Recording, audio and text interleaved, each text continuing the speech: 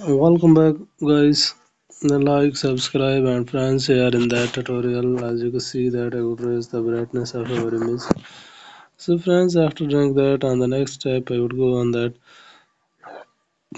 callout option. So here I would apply that right to that beautiful forest. I have to wrote on it. So, guys, that is on the screen, and here you can see that there are different kinds of font style, and if everyone could be chosen for it.